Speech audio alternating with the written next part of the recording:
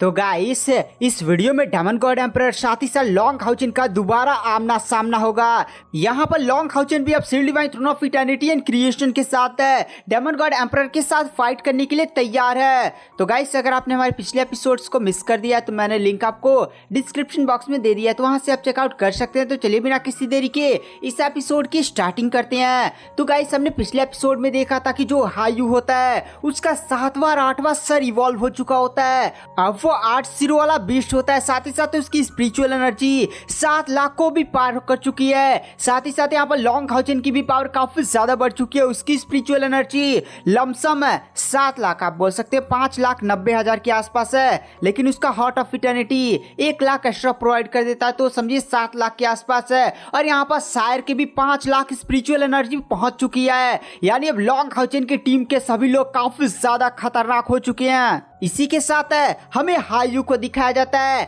जो अपनी पावर्स को जैसे ही थोड़ा सा संभालता है वो आसमान में देखकर काफी ज्यादा तेज दहाड़ मारता है। पूरा एकदम एरिया कांप जाता है। हायू की बॉडी से काफी ज्यादा भयानक है, बैगनी कलर की आवा फूट पड़ती है और सीधे वो आसमान में एक जगह प्रकट धड़ाम से प्रकट होता है। और हमें दिखाया जाता है जो बचे हुए 7 सोरियन किंग्स नहीं थे वो भागे नहीं थे, बल्कि चुपचाप से आसपास के एरिया में छुपकर एक अच्छा सा मौके का इंतजार कर रहे थे कि भाई अगर कोई अच्छा खासा मौका मिल गया तो वो लोग हायू के एवोल्यूशन में बाधा डाल देंगे। लेकिन जो शायर का वो डोमेन ऑफ प्यूरिफिकेशन है और वो शायर का जो कमल होता है वो आसमान में घूम रहा होता है, जिसकी वजह से ना उस एरिया में वे लोग आने की फिर से हिम्मत नहीं कहते। आपने शायर के कमल वाली डोमेन ऑफ प्यूरिफिकेशन को देखा था।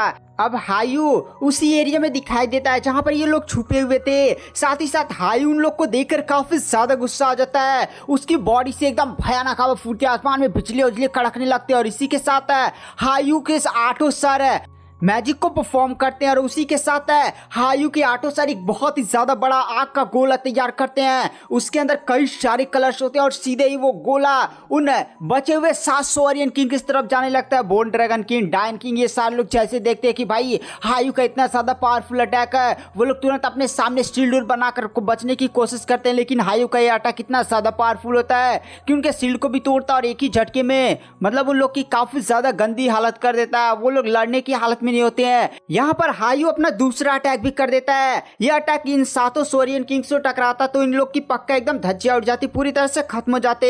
लेकिन यहाँ पर जो लॉन्ग हाउचन होता है वो सामने आ जाता है, तुरंत अपने स्वॉर्ड ऑफ क्रिएशन की पावर्स का यूज करते हुए हायू के उस अटैक को रोक देता है। हमें दिखाया जाता है हायू का अटैक कितना ज्यादा पावरफुल होता है कि लॉन्ग हाउचन का वो स्वॉर्ड ऑफ क्रिएशन के ऊपर भी हल्के फुल्के से निशान पड़ जाते हैं। वहां पर जो लॉन्ग हाउचन होता है वो हायू से बोलता है हायू रुक जाओ, यहाँ पर शांत हो जाओ। मैंने इन लोग से वादा किया था कि अगर ये लोग तुम्हारी इवोल्यूशन में बाधा नहीं डालते हैं तो तुम इन्हें कुछ नहीं करोगे। वहां पर जो हायू होता है वो लॉन्ग हाउचन की बातों को सुनने के बाद काफी ज्यादा तिल मिला कर रह जाता है, ऐसे दहाड़ मारता है कि भाई नहीं नहीं मार दूंगा काट दूंगा ऐसे ही एकदम।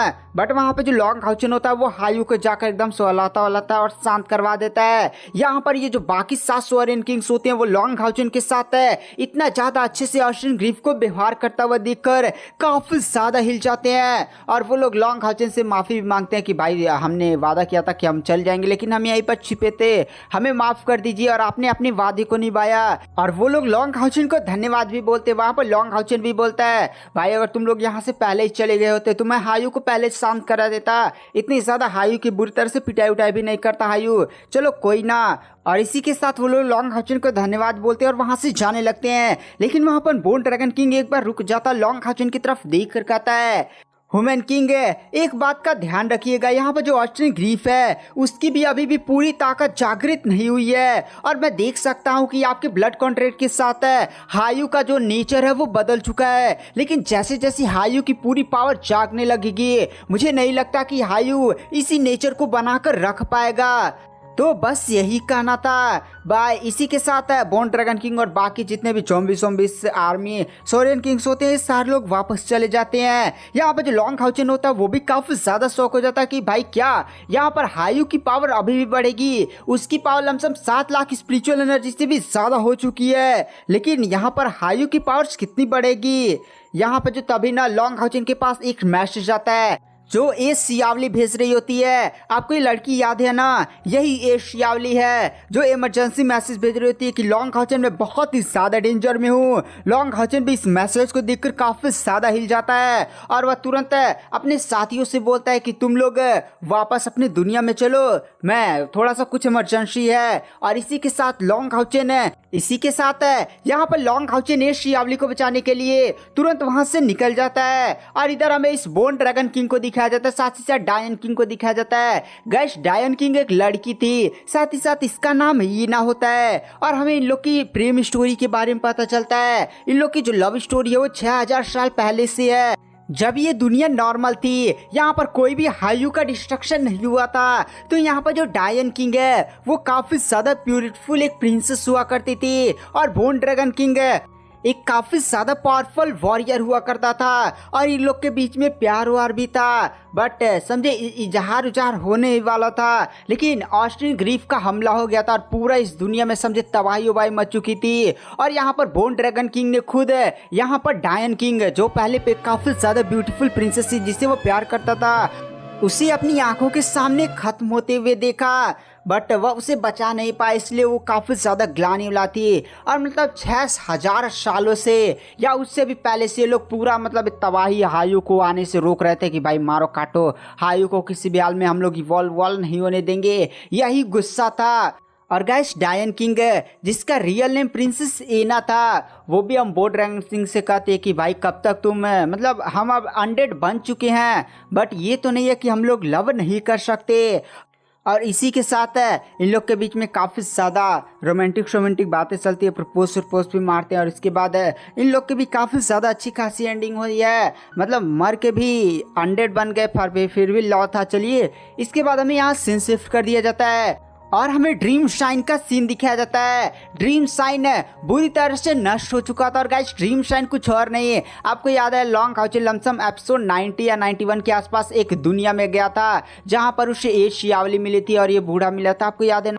और लॉन्ग हाउचन को जब डेमन गॉड एम्परर ने मार दिया था तो सायर और उसके टीम मेंबर्स इसी दुनिया में लॉन्ग हाउचन को लेकर आए थे। और यहाँ पर ये ए शियावली है, इसी के सामने डेमन गॉड एम्परर खड़ा होता है और पूरा ड्रीम शाइन एकदम बुरी तरह से नष्ट हो चुका होता है, एकदम टूट फूट रहा होता है। और हमें कुछ टाइम पहले का सीन दिखाया जाता है, आपको याद है ना, ये एल्फ ड्रैगन कोई और नहीं बल्कि ये बूढ़ा था जिसको हमारे डेमन गॉड एम्परर ने जान से मार दिया। मारने के बाद वो पूरे इस दुनिया को चीर कर रख देता है और इसी के साथ वो इस दुनिया में एंटर कर जाता है। मतलब सीधे कहने का ये मतलब है कि पूरा ड्रीम शाइन तबाह हो चुका था और कुछ ही पलों में अब ये पूरा ड्रीम शाइन भी खत्म हो जाएगा। वहां पर जो डेमन गॉड एम्परर होता है वो इस शियावली की तरफ देखकर कहता है कि अब यहाँ पर ज्यादा लड़ने की कोशिश बंद करो, तुम जानती हो तुम मेरा सामना नहीं कर सकती। यहाँ पर जो एल्फ ड्रैगन है उसको भी मैंने खत्म कर दिया है। वहां पर जो इस शियावली होती है वो काफी ज्यादा गुस्से में कहती है, नहीं मैं तुम्हारे साथ कॉन्ट्रैक्ट नहीं करूंगी। मैं मतलब बहुत ही ज्यादा गुस्से में होती है। यहाँ पर जो डेमन गॉड एम्परर होता है वह कहता है, देखो ये ड्रीम शाइन जहाँ पर तुम रहती थी ये पूरी दुनिया पहले से ही नष्ट हो चुकी है, और अगर तुम मेरे साथ आ जाती हो और मेरे साथ कॉन्ट्रैक्ट कर लेती हो तो यहाँ पर तुम्हें काफी ज्यादा फायदे भी होंगे। अगर तुम अपनी बॉडी को नष्ट भी कर लोगी ना तो भी मैं इतना ज्यादा स्ट्रॉन्ग हो चुका हूँ, तुम्हारी सोल को किसी तरह संरक्षित कर लूंगा और उसके साथ कॉन्ट्रैक्ट कर लूंगा और मैं गॉड बन जाऊंगा। तो गाइस यहाँ पर डेमन गॉड एम्परर ए शियावली के साथ कॉन्ट्रैक्ट करना चाहता है ताकि वो डेमन गॉड से गॉड बन पाए। मतलब डेमन गॉड एम्परर की स्पिरिचुअल पावर पहले से ही गॉड रियलम में एंटर कर चुकी है, लेकिन यहाँ पर इस दुनिया का नियम है कि अगर आप 10 लाख पहुँच जाते हैं तो आपको टेस्ट देना पड़ता है, या आपके पास किसी गॉड की विरासत है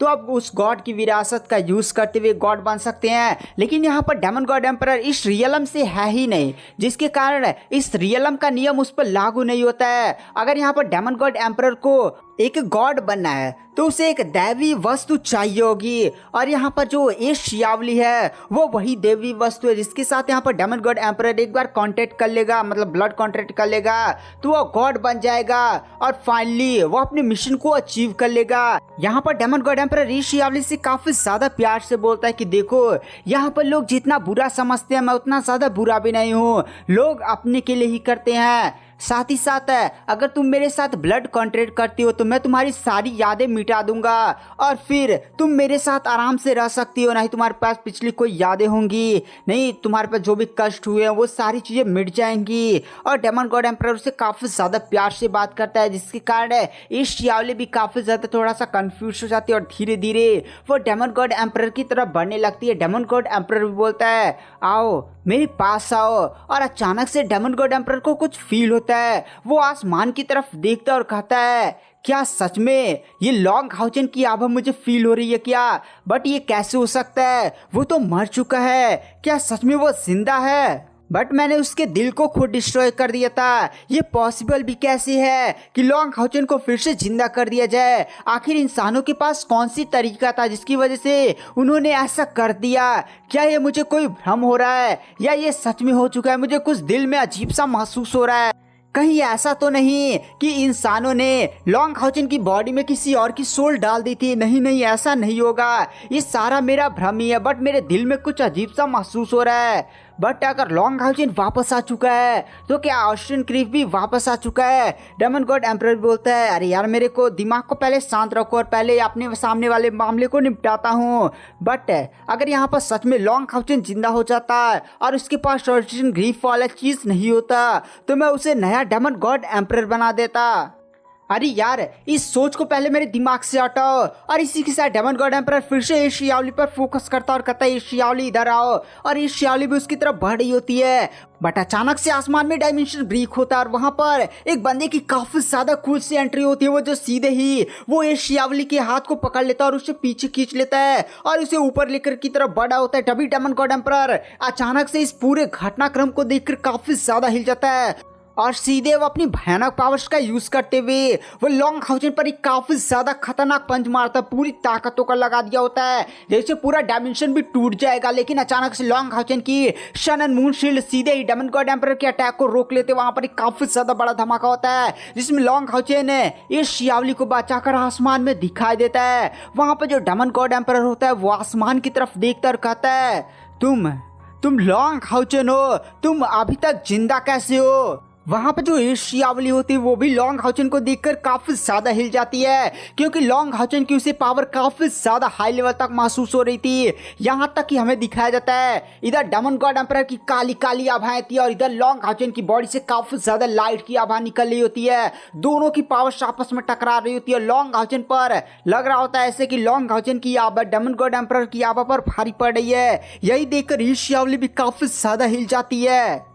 वहां पर डेमन गॉड एम्परर भी पूछता है कि तुम आखिर मरे क्यों नहीं? वहां पर लॉन्ग हाउचन भी बोलता है आपको क्या लगता है कि मुझे मर जाना चाहिए था? आपने मुझे एक बार मार दिया लेकिन दोबारा ऐसा नहीं होने वाला है और इस बार तो मैं जा रहा हूँ। बट अगली बार जब हमारा आमना सामना होगा तो उस बैटल में आपकी काफ़ी ज़्यादा गंदी तरह से लगने वाली है। और इसी के साथ लॉन्ग हाउचन वहाँ पर इस शियावली को लेकर फिर से टेलीपोर्ट करने वाला होता है। डेमन गॉड एम्परर तुरंत होश में आता है और फिर से लॉन्ग हाउचन पर काफ़ी ज़्यादा पावरफुल ड्रैगन से हमला करता है। काफ़ी ज़्यादा खतरनाक अटैक होता है। लेकिन यहाँ पे जो लॉन्ग हाउचन होता है वो भी अपनी लाइट गॉड डोमेन की पावर्स का यूज करता है और स्वॉर्ड ऑफ क्रिएशन से एक काफी ज्यादा पावरफुल लाइट का ड्रैगन बनाता है। दोनों ड्रैगन आपस में टकराते हैं और मतलब काफी ज्यादा बड़ा धमाका होता है जिसमें दिखाया जाता है लॉन्ग हाउचन का जो ड्रैगन होता है वो डेमन गॉड एम्परर के अटैक को मतलब डेमन गॉड एम्परर के ड्रैगन को तोड़ ताड़ कर सीधे डेमन गॉड एम्परर की तरफ बढ़ता है। लेकिन डेमन गॉड एम्परर अपने सामने शील्ड बना लेता है। वहां पर एक काफी ज्यादा बड़ा धमाका वमाका होता है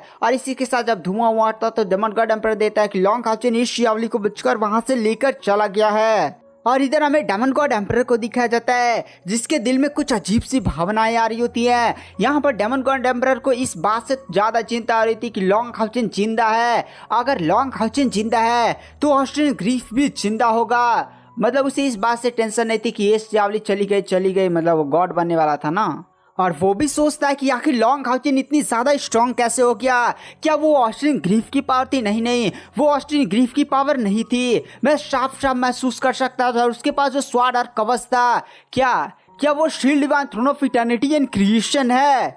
तो सच में अब वो बच्चा काफी ज्यादा स्ट्रांग हो चुका है। और डेमन गॉड एम्परर के चेहरे पर एक मुस्कान आ जाती है और वो बोलता है कि अब तुम मुझे चुनौती देने के लिए लगता है तैयार हो गए हो। तभी अचानक से डेमन गॉड एम्परर फील कर लेता है कि कुछ इंसान इसी एरिया की तरफ बढ़े हैं। वहाँ पर डेमन गॉड एम्परर भी बोलता है अरे यार चलो आज मेरा मूड खराब है तो ये लोग बच गए, बट चलो चलता हूँ। इसी के साथ डेमन गॉड एम्परर वहाँ से चला जाता है, उन लोग को कुछ करता उरता नहीं है। और गाइस आज की वीडियो की एक्सप्लेनेशन को यहीं पर एंड कर देते हैं। तो गाइस आप लोग भी सोच रहे होंगे कि Long Haochen demon god emperor के साथ फाइट नहीं किया, बट यहाँ पर गाइस लॉन्ग हाउचेन अभी भी हायू की उस दुनिया से आया था जहाँ पर उसने इतने ज़्यादा भयानक फाइट्स की थी और उसकी पावर्स अभी नई नई आई हैं। तो नई नई पावर के साथ सीधे डेमन गॉड एम्परर पर ऐसे अटैक कर देगा बिना किसी प्लानिंग के साथ है, तो ऐसा नहीं ना चलेगा, प्लानिंग चाहिए होती है भाई। इसी के साथ है गाइस आज की वीडियो की एक्सप्लेनेशन ये पर एंड करते हैं। मैं नेक्स्ट एपिसोड जल्दी अपने चैनल पर अपलोड करूँगा। तो थैंक यू, बाय बाय।